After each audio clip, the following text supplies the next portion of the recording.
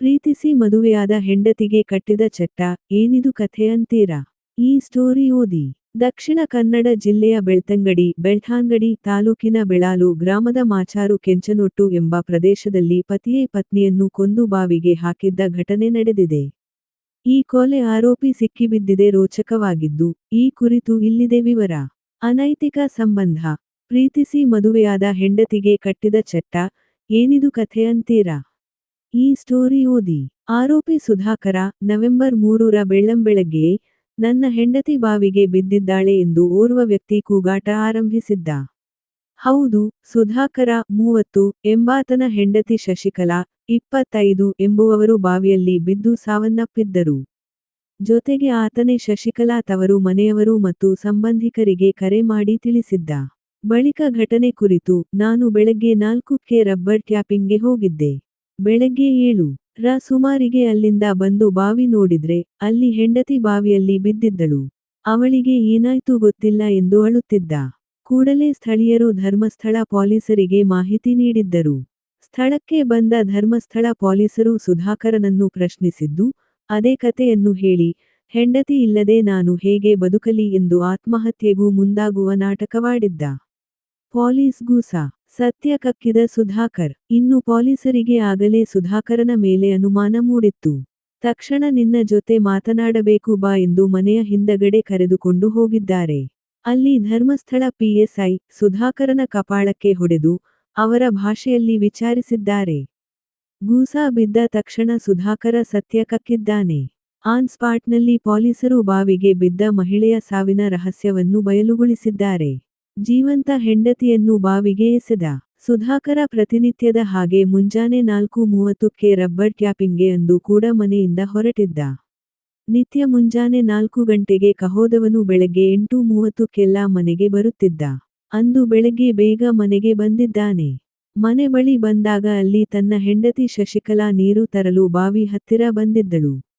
ಬೇಗ ಬಂದ ಗಂಡನನ್ನು ನೋಡಿ, ಏನು ಇವತ್ತು ಬೇಗ ಬಂದಿದ್ದೀಯಾ? ಆ ಮಹಿಳೆ ಜೊತೆ ಸುತ್ತಾಡೋಕೆ ಹೋಗೋದಿದ್ಯಾ ಎಂದು ಕೇಳಿದ್ದಾಳೆ. ಇದೇ ವಿಚಾರದಲ್ಲಿ ಇಬ್ಬರಿಗೂ ಗಲಾಟೆಯಾಗಿದೆ. ವಿನಾಕಾರಣ ನನ್ನ ಮೇಲೆ ಅನೈತಿಕ ಸಂಬಂಧ ಆರೋಪ ಮಾಡಿ ನಿಂದಿಸುತ್ತೀಯಾ ಎಂದು ಗಂಡ ಹೆಂಡತಿಯ ಕತ್ತನ್ನು ಹಿಸುಕಿದ್ದಾನೆ. ಶಶಿಕಲಾ ಪ್ರಜ್ಞೆ ತಪ್ಪಿ ಕೆಳಗೆ ಬಿದ್ದಿದ್ದಾಳೆ. ಕೂಡಲೇ ಅವಳನ್ನು ಎತ್ತಿಕೊಂಡು ಹೋಗಿ ಅಲ್ಲಿ ಇದ್ದ ಬಾವಿಗೆ ಎಸೆದಿದ್ದಾನೆ. ನಂತರ ತನ್ನ ಹೆಂಡತಿ ಬಾವಿಗೆ ಬಿದ್ದಿದ್ದಾಳೆ ಎಂದು ನಾಟಕ ಆಡಿದ್ದಾನೆ. ವರಸೆಯಲ್ಲಿ ಅಣ್ಣ ತಂಗಿ ಆದ್ರೂ ಲವ್.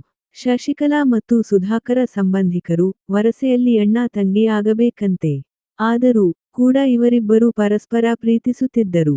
ಇವರ ಪ್ರೀತಿಗೆ ಎರಡು ಮನೆಯವರಿಂದ ವಿರೋಧ ಇತ್ತು. ಇವರಿಬ್ಬರಿಗೆ ಮದುವೆ ಮಾಡಲು ಸಾಧ್ಯವಿಲ್ಲ ಎಂದು ಎರಡು ಮನೆಯವರು ನಿರ್ಧಾರ ಮಾಡಿದ್ದರು. ಆದ್ರೆ ಇವರಿಬ್ಬರು ಅದಕ್ಕೆ ತಯಾರಿರಲಿಲ್ಲ.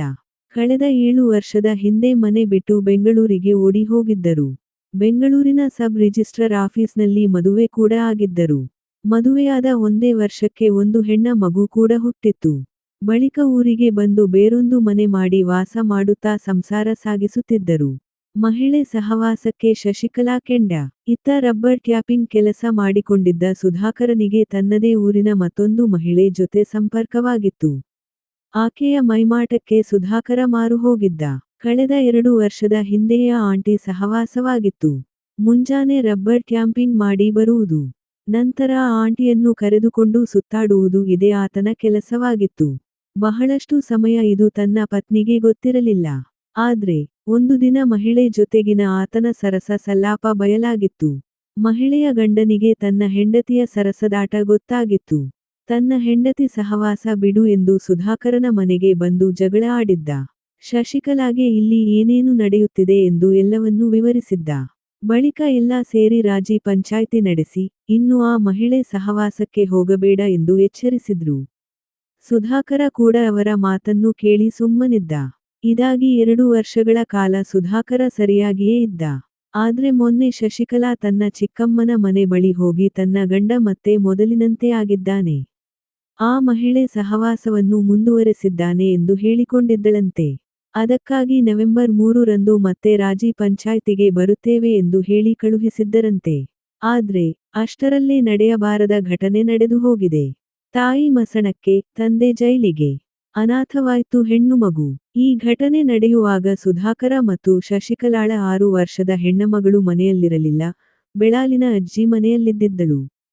ಧರ್ಮಸ್ಥಳ ಪೊಲೀಸರು ಆರೋಪಿಯನ್ನು ಬಂಧಿಸಿದ್ದಾರೆ. ತನಿಖೆ ಮುಂದುವರೆಸುತ್ತಿದ್ದಾರೆ. ಪ್ರೀತಿಸಿ ಮನೆಬಿಟ್ಟು ಹೋಗಿ ಮದುವೆಯಾದ ಸಂಸಾರಕ್ಕೆ ಅನೈತಿಕ ಸಂಬಂಧ ಅನ್ನೋದು ಕೊಳ್ಳಿಯಿಟ್ಟಿದೆ. ಇತ್ತ ತಾಯಿ ಸಾವನ್ನಪ್ಪಿದ್ರೆ, ತಂದೆ ಜೈಲುಪಾಲಾಗಿರೋದ್ರಿಂದ ಇವರ ಪ್ರೀತಿಯ ಸಂಕೇತವಾಗಿರುವ ಆಗಸ್ಟ್ 6 ವರ್ಷದ ಹೆಣ್ಣು ಮಗು ಮಾತ್ರ ಅನಾಥವಾಗಿದೆ.